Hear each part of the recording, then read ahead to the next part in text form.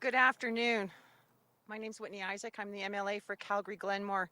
I just want to start off today with a land acknowledgement that we are here on Treaty 7 territory, the traditional lands of the Blackfoot nations, the Kainai, Piikani, and Siksika, along with Tsuut'ina First Nation and the Stoney Nakoda First Nation, as well as the Region 3 Métis.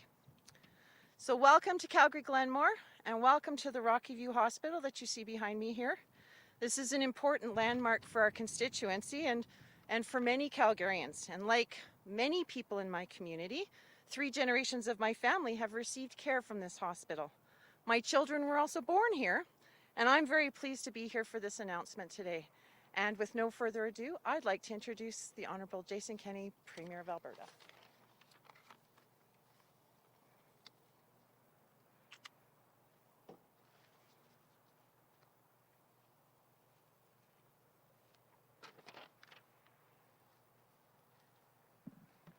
Well, thank you very much, Whitney, and thanks to everybody from the Rockyview for welcoming us here to this great vista.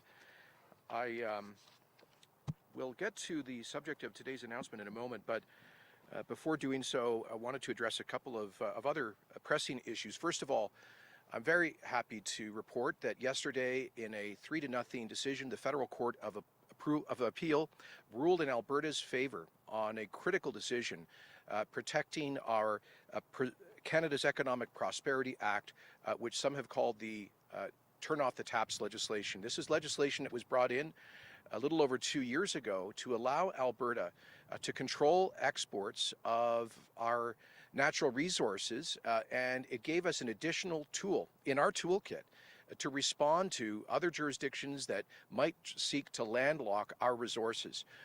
I'm happy that since that legislation was brought in, first of all, our government, in its very first act, within hours of being sworn in, proclaimed that into law. It was subsequently challenged by the BC government, and yesterday's 3-0 decision by the Federal Court of Appeal removed an earlier injunction. So it's a very important tool to allow us to protect the value of our resources, and we're delighted with the outcome of that. On another matter, as you know, on Sunday, the regional municipality of Wood Buffalo declared a state of local emergency, and local First Nations in northeast Alberta have also expressed concerns about the high level of COVID-19 spread in the region. And our government has been working closely with local leadership. I know that Minister Shandro and Dr. Hinshaw met with Mayor Don Scott yesterday by phone, and earlier today with First Nations leaders. I've been in touch as well with local leadership. And as I've mentioned before, we have seen a significant number of vaccine doses going unused, and that's why the decision has been made to extend vaccine hours to 10 p.m. In Fort McMurray, and to continue to work with the community to make sure that there is high uptake with those life-saving vaccines. But in addition, Dr. Hinshaw has recommended, and Minister Shandro and I have accepted the following recommendations. First of all, we're scheduled to begin receiving the Johnson & Johnson Janssen vaccine as of next Monday at the beginning of May. And so we will direct all doses of that vaccine received in the next 2 weeks, as supply permits, to the 2 highest incident areas in the pandemic, which are currently the rural municipality of Wood Buffalo and Banff, in order to help accelerate vaccine coverage in those areas. We'll develop strategies with the leadership of those communities to address vaccine hesitancy and encourage greater vaccine uptake, and also make it more convenient, as I've mentioned, as we've already done in Fort McMurray. And we will be setting an eligibility age of 30 years of age and older in these areas for the AstraZeneca and Janssen vaccines. So, as you know, currently the minimum age province-wide is 40. That's based on the scientific advice of the National Advisory Committee on Immunization. But Dr. Hinshaw, in consultation with experts, has decided that accelerating the vaccination program in those communities, which also happen to have younger populations, would be helpful in addressing the outbreaks. And finally, we'll be lowering the eligibility age for the Moderna vaccine in adjacent First Nations and Métis communities within that zone to 30 years of age. So that's a significant reduction. Of course, we have been from the very beginning providing earlier age access to the Pfizer and Moderna vaccines to Indigenous Albertans, First Nations and Métis people because they've had more challenging health outcomes, and this decision that we've accepted from Dr. Hinshaw further reflects that. So with that, thank you for joining us today, and I'm here outside the Rockyview Hospital in Calgary to speak about Alberta's historic commitment to healthcare in this great province. I'm joined by colleagues Whitney Isaac, as you've heard from, Health Minister Tyler Shandro, Infrastructure Minister Prasad Panda, and I also want to recognize Dr. Ted Braun, Vice President Medical Director for Central and Southern Alberta at Alberta Health Services, and Dr. Kelly D'Souza, Clinical Director of the Rockyview Hospital.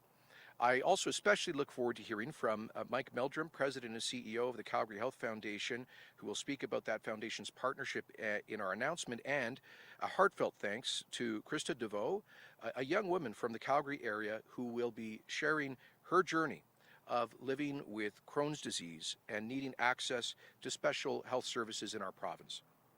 Such stories of hope and resilience help us all to recognize and to better understand the amazing public health care that Alberta offers to all of its people.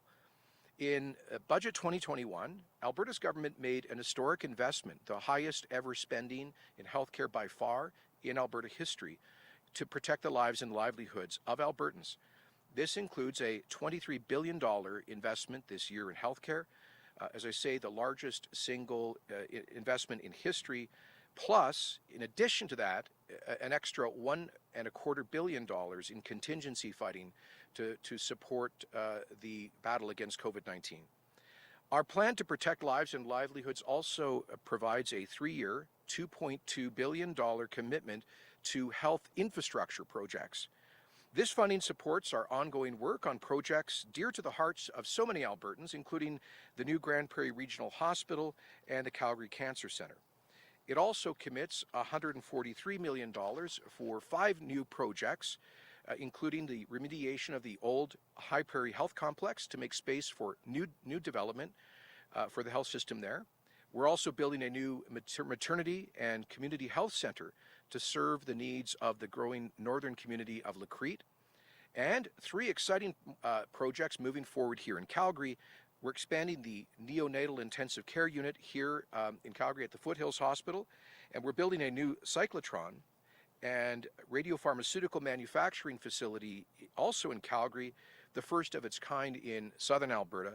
And finally, the reason that we are here today, we're providing $59 million over the next 3 years to upgrade and expand the Rockyview Hospital's intensive care unit, the coronary care unit, and the gastrointestinal clinic. Each year, these units care for many more critically ill patients than the spaces that they were built for years ago. And that's why we're expanding them, to ensure that people and families living in Calgary and the surrounding areas will have better access to top quality intensive care, coronary care for heart problems, and diagnosis and treatment for a host of gastrointestinal issues. Minister Shandro will provide details on these investments in a moment, but we know that as our population ages, more people will need improved access to screening programs for things like colon and lung cancer, and so many Albertans already struggle with Crohn's disease, with inflammatory bowel disease and irritable bowel syndrome, and need access to non-surgical procedures, services, and care. So thanks to a generous contribution from Calgary's Health Foundation, this project will double the size of the Rockyview's gastrointestinal clinic. Regular Albertans stepped forward, dug into their own pockets, and are now partnering with Alberta's government on priority projects like this one at Rockyview that will improve their health and their access to medical services. All told, expanding the ICU, the coronary care unit, and the gastrointestinal clinic at the Rockyview means that thousands more people from southern Alberta will have access to the care that they need when they need it and where they need it. More hospital beds, more access to complex health services, more space for patients, doctors and nurses, more suites for non-surgical procedures. This project is part of Alberta's ongoing commitment to improve public health care and to build a health system around the needs of patients and families.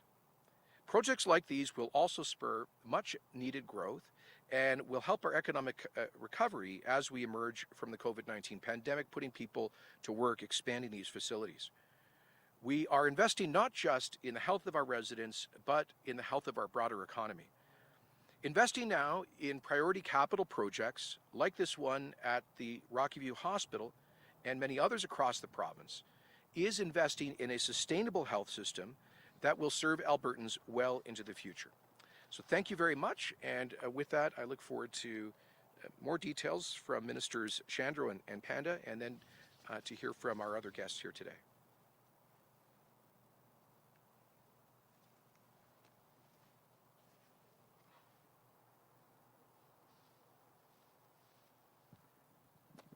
Well, thank you, Premier.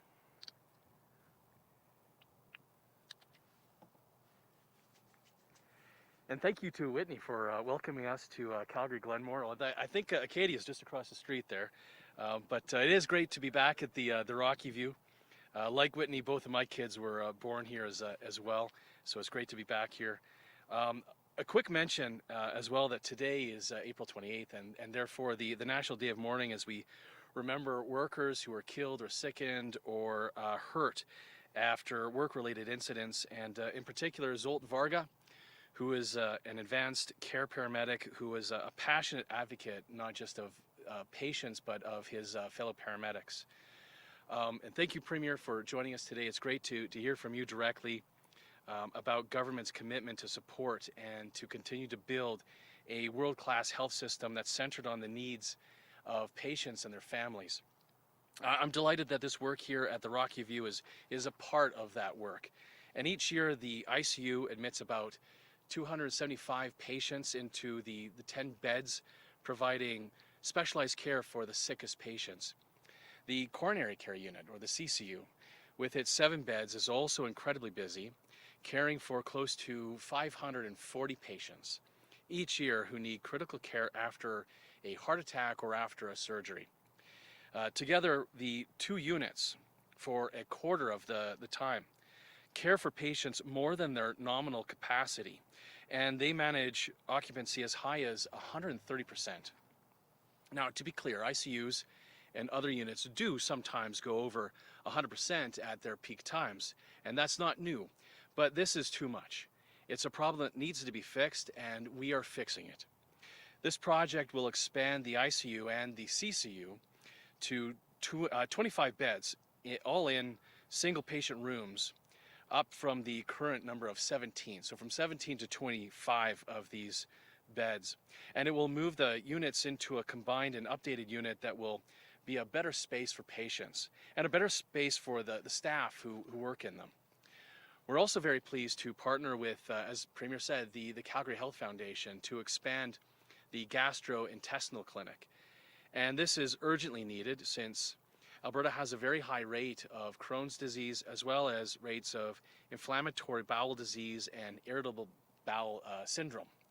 The clinic's 4 endoscopy suites consistently run at 90% of capacity, providing colonoscopies and other procedures to detect changes or abnormalities in the digestive system in a patient. Now, the GI clinic is near capacity right now, and they expect to see another 36% increase by the time we get to 2030. So they need more space, and that's why we're doubling the size of the clinic, including 2 more endoscopy suites to allow them to do 4,000 more procedures each year. And the new space will make it easier to meet the current standards for infection prevention, infection prevention and control, as well as isolation. And it will support the unit's role in teaching and training staff and physicians. and it will give patients and families more space and more privacy during visits and consultations with their care team. So thank you to everyone at the Rockyview. Thank you to the physicians, to the staff, to the volunteers, to the managers who work so hard to give Calgarians the very best care anywhere. And thanks to all of the generous Albertans who have supported the hospital through the Calgary Health Foundation. I'd like to now welcome Minister Panda to the podium to talk about this project and its impacts on the economy here in Calgary.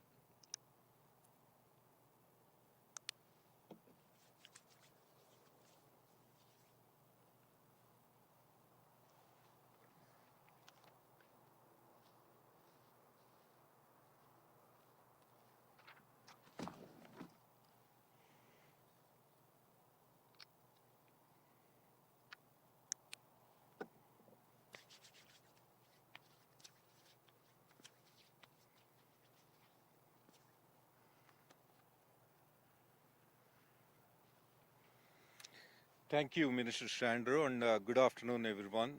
It's my pleasure to join you today in the riding of Calgary Glenmore, and I want to acknowledge my good friend MLA Whitney Isaac for being such a strong advocate for projects like this in Calgary area.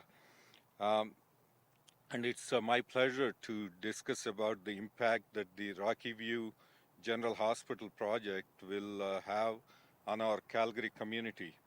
Budget 2021 allocated $59 million over the next 3 years for this project behind us.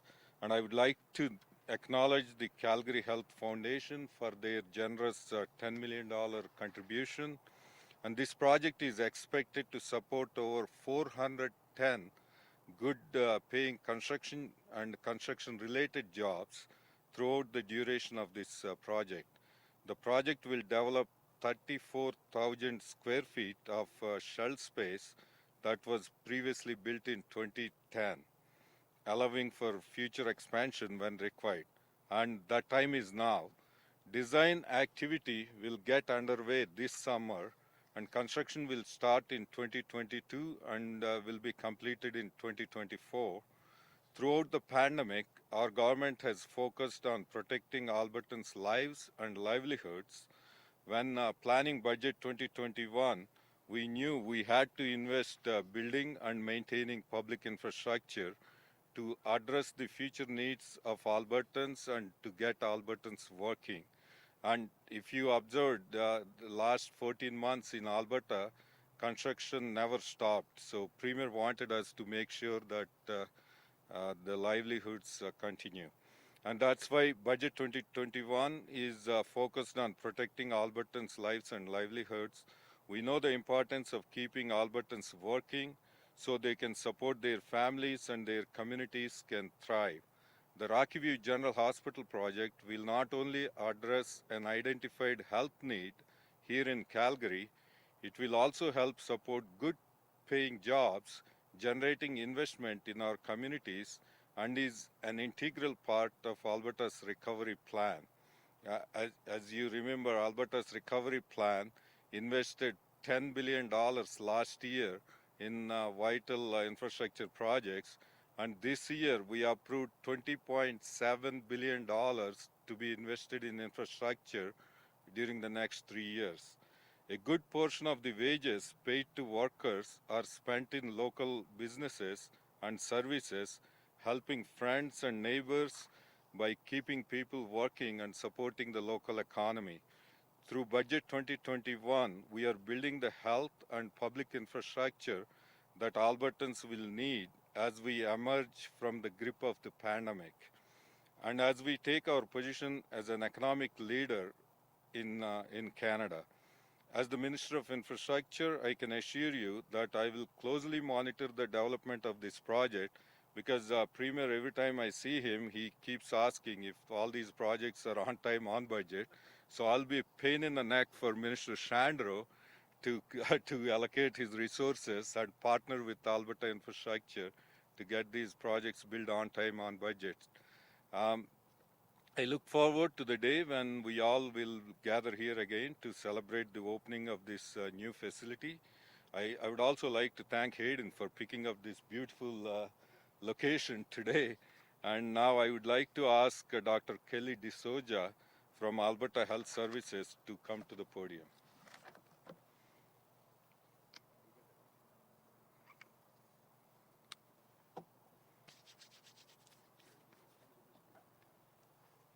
Oh, sorry.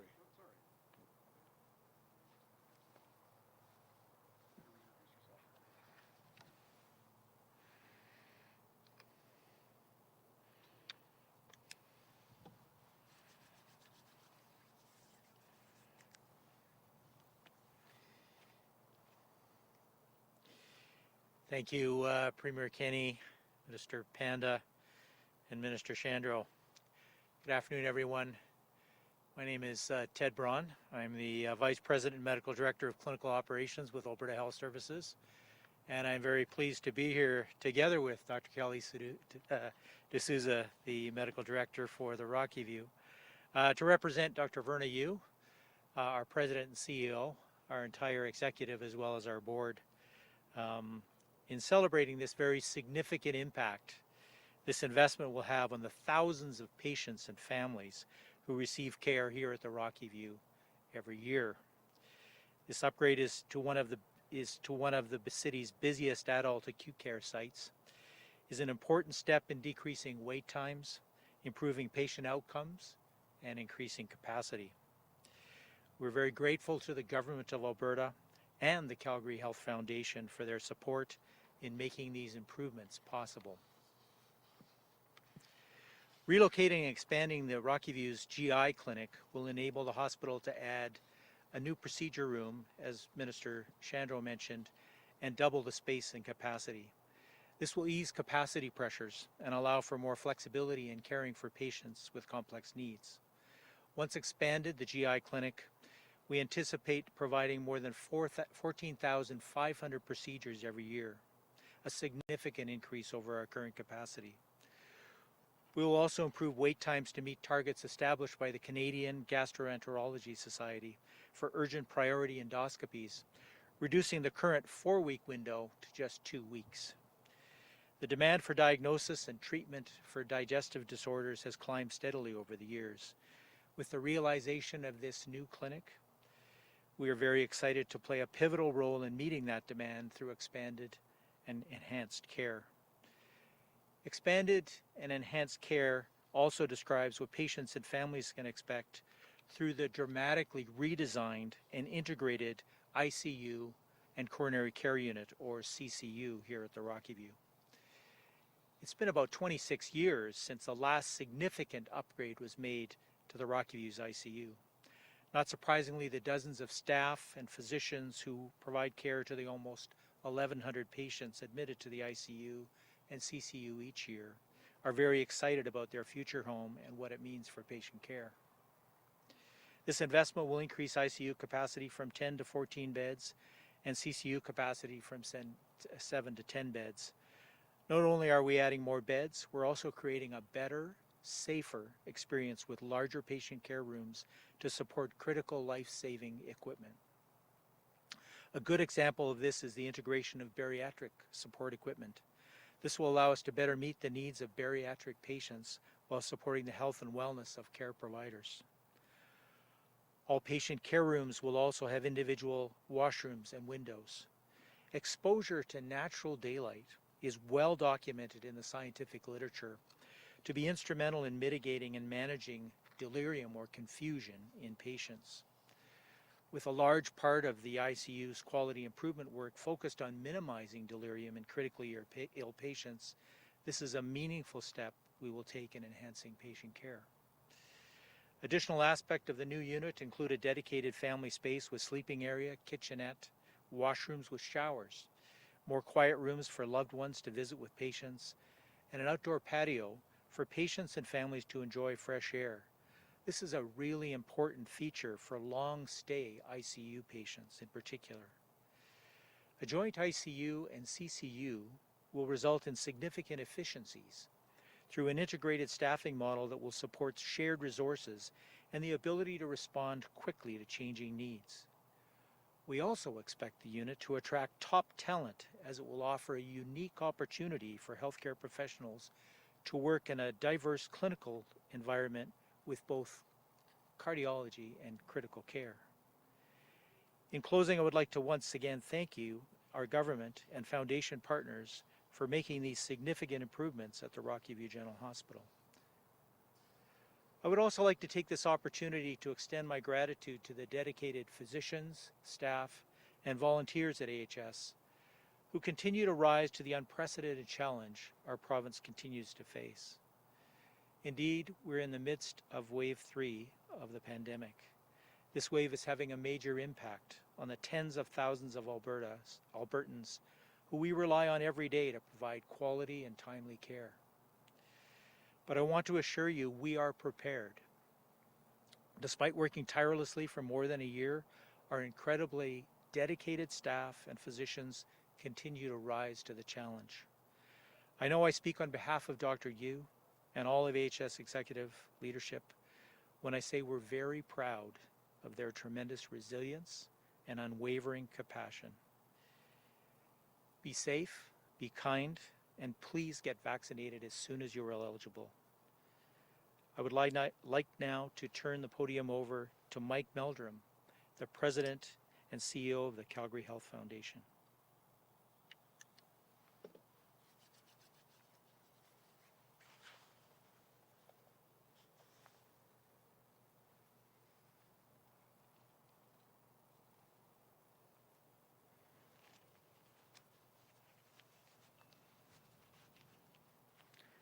Thanks very much.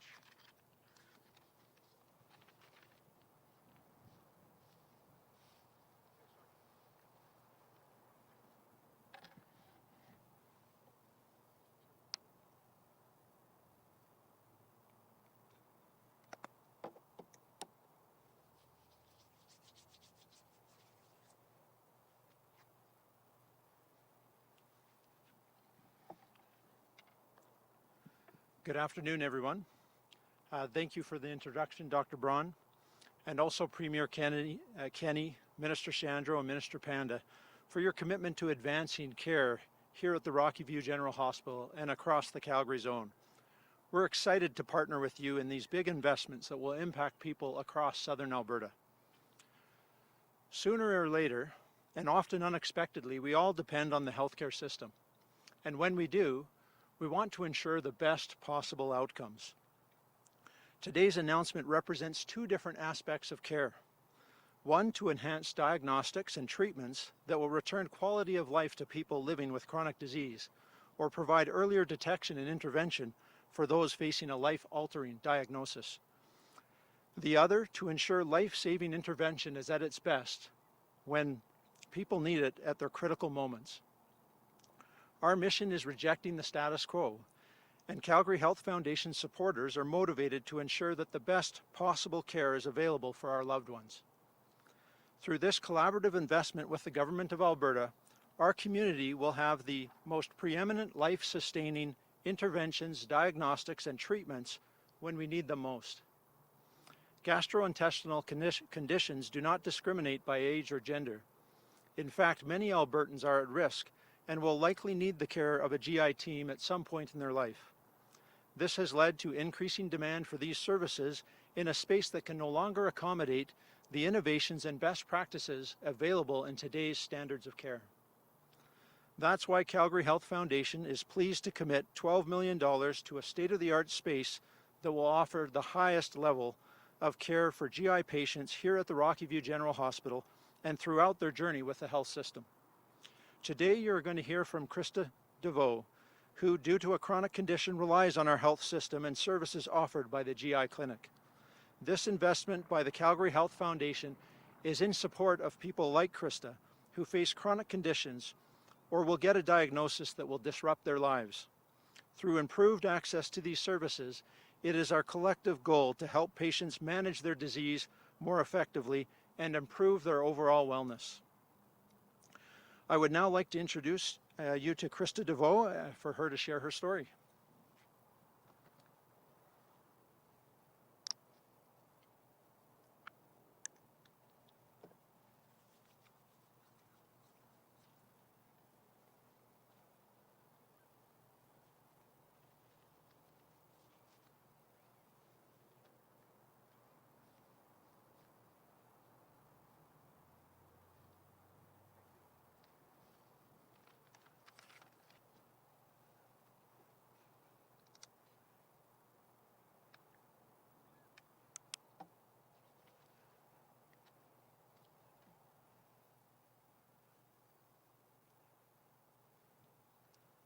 Good afternoon. My name is Krista. I've been a GI patient here in Calgary for the last 8 years. I was diagnosed with an inflammatory bowel disease called Crohn's in my home province of Nova Scotia when I was only 9 years old. Since then, I have relied on expert GI services to help manage my condition. I know firsthand the importance of having access to specialized services, especially when living with a chronic bowel disease. I grew up in a small rural community where I had limited resources available to me to help my illness as it progressed and as my needs became more complex. But since moving to Calgary in 2013, my level of care has improved greatly because of having readily available GI services at my fingertips. This expansion is a step in the right direction because quicker access to these services means an improved quality of life for so many like me. Over the last 20 years, expert GI services have helped me find the best treatment options, get regular testing, and follow-ups before and after surgery to get a proper diagnosis, and it has played a huge role in my overall care plan. Thanks to these services, my overall quality of life has improved so much in the last couple of years. As someone living with a chronic bowel disease, this expansion at Rockyview General Hospital will be an important step in enhancing care for thousands of Albertans who suffer from these diseases and who rely on quick access to GI services to get proper diagnosis, treatments, and care. I'm hopeful that this announcement will allow patients like me to have less worries about when or if we'll receive care, so we can focus more on our future and living our lives as normally as possible. Thank you.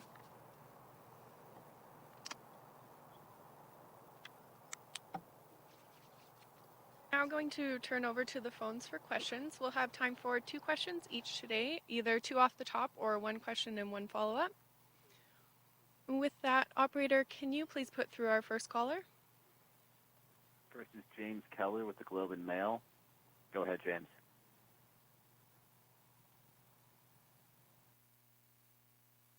James, your line is open. Please go ahead.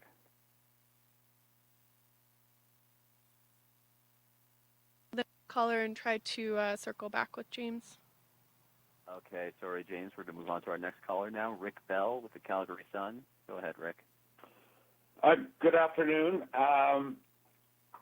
Premier, with all due respect, I have a question that is not about the announcement, even though the announcement I know is very, very important and significant. There have been reports over weeks by several media outlets of some people within your party who are upset with your leadership. I think you went on the Roy Green show a couple of days ago and addressed a question on that issue. What do you see as the underlying reasons for this upset, and how do you see this sort of shaking out in the future? How do you see this as becoming resolved as time goes on? Thanks, Rick. I have to say, I'm really not here to talk about politics today, but it's no secret that a minority of Albertans are very upset with public health restrictions that we've had to put in place to save lives and to protect our healthcare system. I understand that frustration. As I've said before, I'm glad to live in a province where there's a lot of people who jealously guard their freedom and are understandably skeptical about government using extraordinary powers. At the same time, I would say to those folks, whether they are in my political party or elsewhere, that this government has tried as best it can to follow the data, the best public health advice, to take a balanced approach with the goals of avoiding preventable deaths, avoiding an overwhelming of our healthcare system, while also trying to minimize the impact of restrictions on the broader health of our society. Maintaining that balance has not been easy. We have done our best, and what I would also say to folks who are upset about the public health restrictions is, once again, if you have a loved one who's waiting for surgery, they may have to wait for months longer because of postponements due to the surge in COVID cases.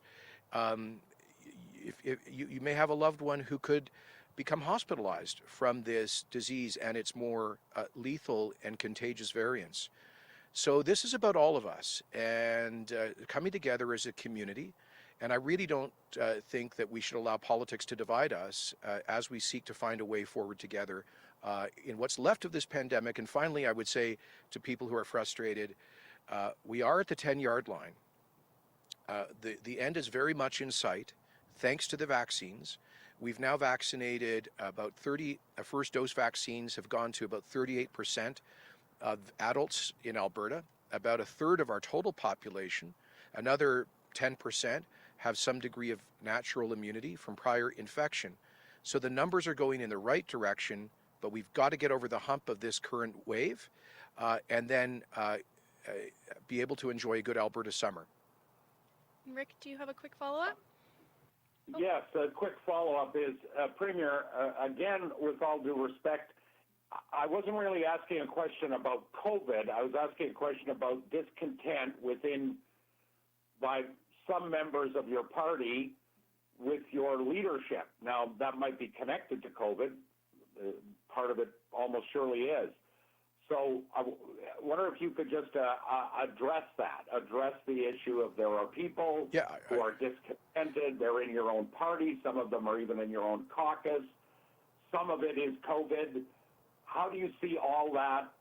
How do you deal with that situation? Well, Rick, you asked me why I thought some people are upset, and I gave you the answer, which is I think primarily there are some freedom-loving Albertans who are very frustrated with the public health restrictions that the government has brought in. I lead the government, and I'm ultimately responsible for those. And so the frustration and anger gets focused on me in this position, understandably so. But you know, I think when we look back over the past year, we could learn lessons, and we would have done some things a bit differently. But overall, to people wherever they reside in the political spectrum, who are angry with public health restrictions and focus that anger on this government, on my performance as Premier, I have this to say. What's the alternative? Was the alternative to let the virus run completely loose, to make no reasonable efforts to control viral spread? The critics are not responsible for what happens in our healthcare system. They're not responsible for avoiding an overwhelming of our hospitals. The government is, and the government takes that responsibility very seriously and will continue to do so. Operator, can you please put through our next caller? Yes, we're going to try James Keller again. Go ahead, James. Hi, thanks for indulging my technical problems here. Yesterday, this is a question for the Premier. Yesterday, the leadership of 11 First Nations and Métis communities called for significant public health measures in the Fort Mac area. A curfew, a stay-at-home order, restrictions on non-essential businesses. Is your government considering any of that? We are actively considering additional targeted measures, particularly in some of the hardest hit areas of the province, including Fort McMurray, Wood Buffalo. And so I know that Minister Shandro spoke with some of those First Nations leaders earlier today. Indigenous Relations Minister Rick Wilson has been in constant contact with First Nations leadership throughout the pandemic. I just announced this afternoon, that we are going to be providing additional vaccine doses and eligibility at the lower age of 30. We've already, from the very beginning, recognized the particular vulnerability of Indigenous and Métis people to this disease, which is why we have had, given that population about a 15-year head start in terms of the age eligibility for the COVID-19 vaccines, and we're expanding that even further now. So I understand and hear their concerns, and as I say, we are actively considering additional targeted measures, particularly in the most hard-hit areas. James, do you have a follow-up? Yes. So when asked about vaccines earlier this week, you singled out vaccine hesitancy among Indigenous people. Is there any evidence that this is a significant source of the current outbreak? I mean, there aren't any outbreaks right now on any of the reserves in the area. Vaccine rates are higher among Indigenous people than the general population. So can you just tell me a bit about what was behind those comments? Well, I think you're somewhat mischaracterizing my comments. Let me quote them for you precisely, verbatim. This was from Monday. I said that We've provided a lot of extra support for that region of Wood Buffalo. For example, we provided tens of thousands of rapid test kits to some of the oil sands work camps and to help them in detection. Then I said the population up there is disproportionately Indigenous, and as you know, we've had a much lower age eligibility for vaccination for First Nations population. We've done a lot of extra outreach efforts working with the First Nations to address vaccine hesitancy and make it as convenient as possible in a culturally sensitive way to deliver those vaccines. I did not claim that local reserves or First Nations communities are seeing particular outbreaks, but we were responding to concerns being raised by First Nations that you've just reiterated, and they're right to be concerned about the situation in that part of the province. The point I was making, which I'll restate, is that given the health sensitivity of Indigenous communities to COVID-19, we have provided easier and broader access to vaccines. We've sought to do so in a culturally sensitive way. And when it comes to vaccine hesitancy, that was actually an issue first raised by First Nations chiefs, including Chief Alan Adam and other Treaty 8 chiefs. I'll point you back to a article in CBC that I believe was in February, indicating that a clinic set up in Fort Chipewyan for vaccination had about half of the expected uptake, and the local Indigenous leadership was making a special call for people and on the government to help to address certain misconceptions about the safety of the vaccines. So that's an issue that's been raised by First Nations leadership. We've tried to work with them collaboratively to educate folks about the safety of the vaccines, to make them available in a culturally sensitive way, locally and conveniently. And today we're taking another step forward in doing so. Operator, can you please put through our next caller? Yes, our next question is from Rishi Nagar with Red FM. Go ahead, Rishi. Thank you. Can I request Mr. Panda to respond to my question, please? You can go ahead and state it, and he'll be up here in a moment. Sure, sir.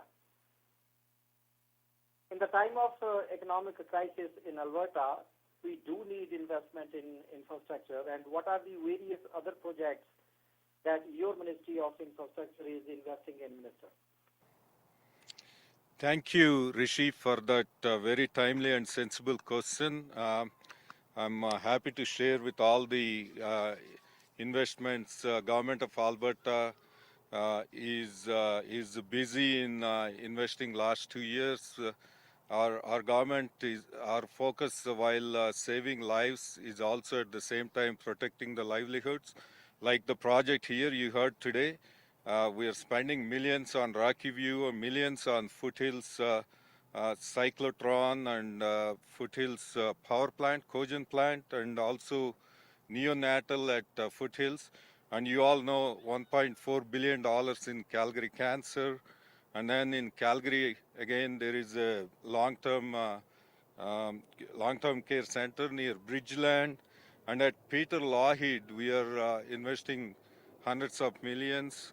So, and also in capital maintenance and renewal across the province, we have been investing to fix the affordable housing, mitigating flood in Calgary, and there are so many projects. And also in justice infrastructure, we are building a Court of Appeal new building in Calgary, and also in Red Deer. There is lots happening, and also yesterday you would have followed in the north part of Calgary. So there is lots happening. It's all part of Alberta Recovery Plan. We're trying to get people back to work. So this $20.7 billion investment in the next 3 years will create almost 90,000 jobs. Thanks for the opportunity to share all that investment in public infrastructure. Thank you. And Rishi, do you have a follow-up? Yes, please. Mr. Panda, India is passing through a critical period in the phase of COVID-19 crisis. The government of Canada has assured to release $10 million towards Red Cross India. Mr. Panda, you are also active on social media towards providing help to the Indians in distress. Is your government doing also something to help them out? Thank you.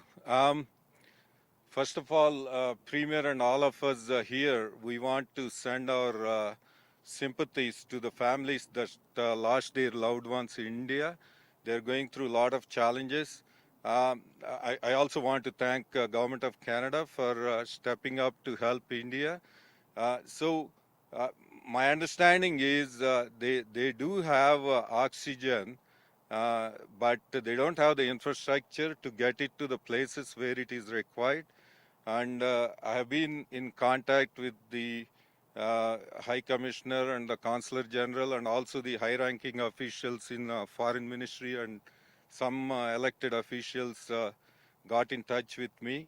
So we'll look at opportunities. I'll discuss with Premier and Minister of Health to see how Alberta can collaborate in removing their difficulties. But I saw also some news yesterday or this morning.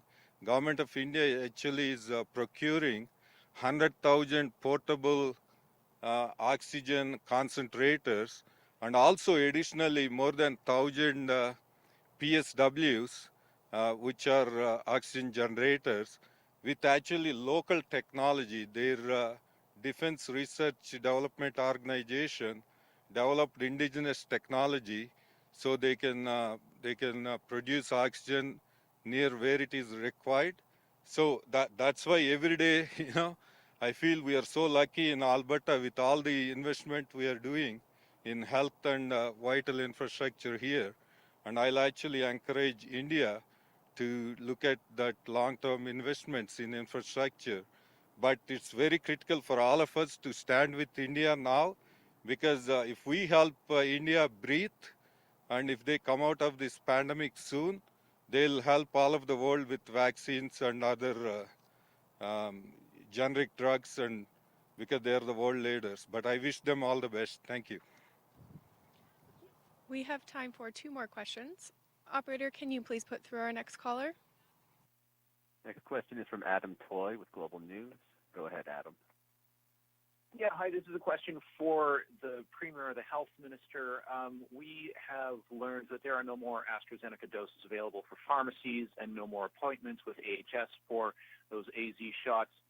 What's your message to the tens of thousands of eligible Albertans who are hoping to get an AstraZeneca vaccination but won't be able to?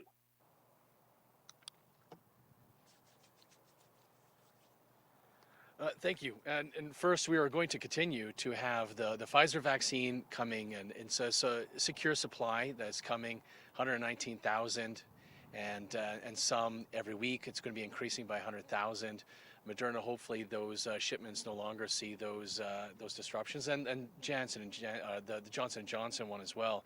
Now, starting next week, as Premier said, is going to be coming into to Alberta. So the AstraZeneca, we're hoping to continue to procure more in the coming months. There are some opportunities we have in being able to obtain AstraZeneca through the federal government. Just a reminder, though, to everybody that Alberta can't buy vaccines. Vaccines are not procured or not developed here locally in Canada. We have to procure it from other countries. We the approval process through the federal government allows them to confirm that they have the exclusivity in purchasing all those doses. So we are waiting for the federal government to continue to procure further AstraZeneca. For the rural pharmacies, of course, we want to continue to make sure that they have a continued supply. As people are making their appointments, they're making appointments for vaccines that haven't yet arrived here in Alberta.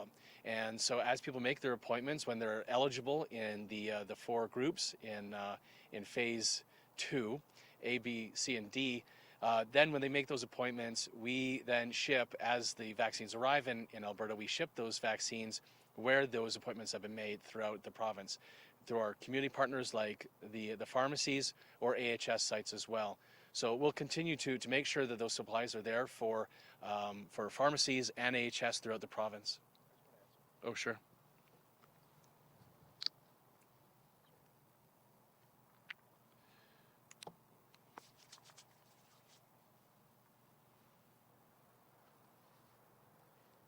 Sorry, I just wanted to add a point or two, which is that, first of all, 10 days ago, we had a problem of AstraZeneca supplies piling up and people not using them. So we had about 170,000 doses in fridges across the province Sunday of last week, about 10 days back. And that's when we decided to open up the age categories to 40 and above.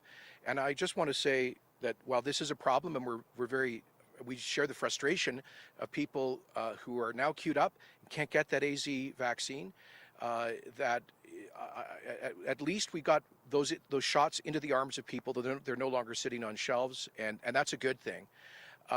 One of the reasons for the supply shortage there actually relates to Mr. Nagar's earlier question about what's happening in India. India is supposed to be our major supplier of AstraZeneca, but because of the crisis there, they have banned, at least temporarily, vaccine exports to deal with their own population.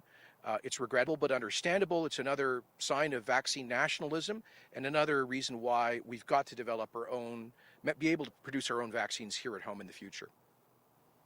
Adam, do you have a quick follow-up? Yeah, just wondering if you expect this to impact the race between vaccination and this third wave, and if you can speak to how that will impact it. Well, yes, because every delay in supply is a loss in that race, unfortunately. And the big problem is this, that we didn't have adequate supply in the first 3 months of this year. Unlike the US, Israel, UK, and so many other countries, we were slow off the start getting our hands on vaccines in Canada, and that gave the variants time to spread, and that's how we ended up in this third wave. But I do have some, I think, good news just to amplify what Minister Shandro was saying, is that we are expecting, to be precise, some large shipments in the next couple of weeks. As he said, starting on Monday with Johnson & Johnson's Janssen vaccine, we are expecting fairly large shipments. We now have, as of last night, 59,000 doses of AstraZeneca in current inventory. Of course, many of those are already out in pharmacies and waiting to be put in people's arms. And here's the problem. We have 76,000 doses booked to be administered in the next 7 days. So you're right, demand is now outstripping supply in that respect. And we are expecting next week to receive 236,000 Pfizer doses, and the week following, another 236,000 Pfizers, plus 117,000 Modernas and the Johnson & Johnson. So I actually think that in the month of May, we may be able to inoculate with the first dose upwards of 700,000 people, and that'll be a game changer for sure. Operator, can you please put through our last caller? Final question is from Francois Joly with CBC. Go ahead, Francois. Bonjour. Question in English and French, if I may, for Premier Kenney.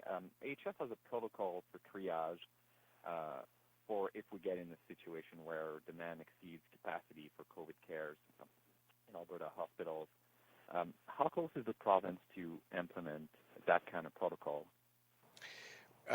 You want that in English and French, Francois? Yes. Okay. Yeah, so my understanding is that AHS has protocols for triage generally, but they're doing work on updating that based on advice and input from their advisory group. And I expect that they'll be publishing a revised triage protocol specifically with respect to intensive care in the fairly near future. Many provinces did this last year, and it's only prudent to prepare for that. To be clear, right now, we have capacity to deal with this surge. We cannot take that for granted, but we are able to, we've worked very hard through AHS by giving them all the resources they need to expand ICU capacity to deal with a kind of worst case scenario in the pandemic. and we believe that they can accommodate up to 425 functional staffed ICU beds for COVID patients should it be necessary. But we obviously don't want to push the limits on that, and that's why we renew our call on Albertans. Please follow the public health measures and restrictions that are in place so we are not put in anything like that kind of a position. En français, I'll just say the same thing in French. Le gouvernement de l'Alberta et les services de santé de l'Alberta a toujours certaines balises pour le triage de soins médicaux et il y a une démarche actuelle à les services de santé de l'Alberta pour faire une précision des critères pour le triage de soins intensifs dans le contexte évidemment de COVID-19. Plusieurs autres provinces ont fait exactement la même chose l'année dernière et je crois que le service de santé ici sera prêt de publier les critères prochainement. Mais il faut dire que nous avons la capacité actuellement, avec l'élargissement de capacité, nous pouvons accommoder environ 425 personnes avec le COVID-19 dans les lits de soins intensifs. Mais c'est essentiel que les Albertains suivent les mesures de santé publique pour que nous puissions, pour que nous évitions cet scénario-là. Francois, do you have a follow-up? Yes, oui, encore une fois en français et en anglais. You've said that you knew for a long time, for 3 weeks, that we would get to that 20,000 active cases that had been foreseen for a long time. Are you, like, where are you willing to go? Are you willing to go down the road of a place where Alberta needs a triage system for intensive care before implementing further restrictions? No. Well, first of all, let me just say this about further restrictions. The notion that there's a direct linear relationship between the restrictions and viral spread is not the experience of this pandemic. Properly targeted restrictions that people actually comply with can be a useful tool in limiting viral spread. But indiscriminate restrictions that people ignore broadly are not an effective tool. And there are so many different examples and counterexamples around the world. You know, Peru had, in the first wave of COVID, by far the strongest and longest lasting lockdown in the world, and they also had one of the worst rates of infection and fatality. Right now, our measures are broadly similar, in most respects almost identical to those of British Columbia. Their numbers are going down in BC, but they're going up in Alberta. Look at Toronto, where they've been in pretty much a hard lockdown since December, and they've had a real problem, of course, with high numbers putting big pressure on their healthcare system. So I try to convey that there's I think a false idea out there that we can just that quote unquote lockdowns stop viral spread and that they can be effective in every instance. That's not the case. But I will say that we are actively considering additional targeted measures, particularly in areas that are being hardest hit. And let me be absolutely clear, this government will not allow our healthcare system to be overwhelmed. The number one thing that we focus on every day is the capacity, particularly of our intensive care units. And while there is pressure now, and that pressure will grow over the next 2 to 3 weeks based on the current number of active cases, we as Albertans need to pull together to make sure that we do not put too much pressure on the healthcare system and those working on the front lines in urgent care. I'll say the same thing in French briefly. Pour dire qu'il n'y a pas nécessairement un lien exact entre les mesures, les restrictions de santé publique et le contrôle du virus. Nous pouvons voir plusieurs exemples des juridictions avec les restrictions très dures qui ont eu les vagues de virus très sérieux. Et autres juridictions, comme la Colombie-Britannique actuellement, avec les mesures pareilles à celles de l'Alberta, où les chiffres diminuent. Alors, l'essentiel est que le grand public suive les mesures et les restrictions. Et ça, c'est notre focus. Mais cela étant dit, nous considérons actuellement les mesures supplémentaires ciblées, particulièrement dans les régions plus affectées. Et ce gouvernement ne permettra pas le système de santé, particulièrement les sections de soins intensifs, d'être débordées en ce qui concerne la demande. Thank you very much. That concludes our time today. Thanks, everyone. Take care.